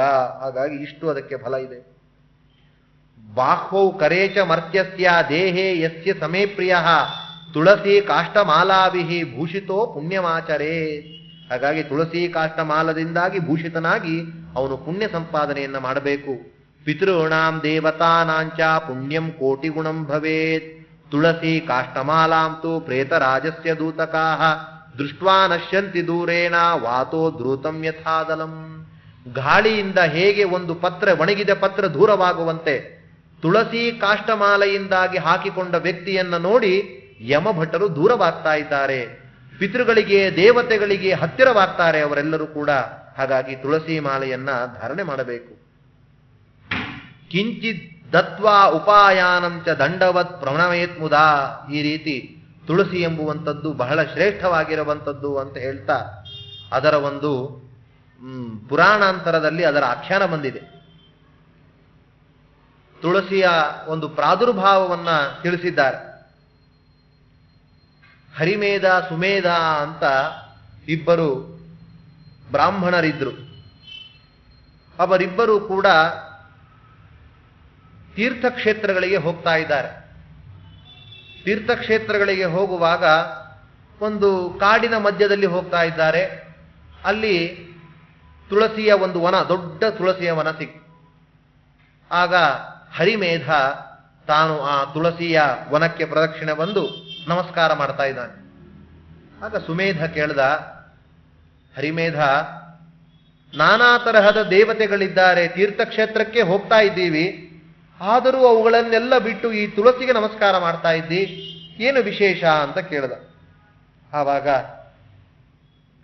ಹರಿಮೇಧ ಹೇಳ್ತಾನೆ, ಇಲ್ಲಿ ತುಂಬಾ ಬಿಸಿಲು ನನಗೆ ಬಾಧಿಸ್ತಾ ಇದೆ, ಅಲ್ಲಿ ಒಂದು ದೊಡ್ಡ ಆಲದ ಮರ ಇದೆ, ಆ ಆಲದ ಮರಗಳ ಕೆಳಗಡೆ ಕೂತ್ಕೊಂಡು ನಾನು ಅದರ ವಿಸ್ತಾರವನ್ನು ನಿನಗೆ ಹೇಳ್ತೇನೆ ಅಂತ ಕರ್ಕೊಂಡು ಹೋದ. ಇಬ್ಬರು ಕೂಡ ಆ ಆಲದ ಮರದ ಒಂದು ನೆರಳಿನಲ್ಲಿ ಕೂತಿದ್ದಾರೆ. ಕೂತು ಹೇಳಲಿಕ್ಕೆ ಪ್ರಾರಂಭ ಮಾಡ್ದ. ಸುಮೇಧ, ತುಳಸಿಯ ಮಹಿಮೆ ಅಂತ ಏನಂತ ಅಂದ್ಕೊಂಡಿದ್ದೀನಿ?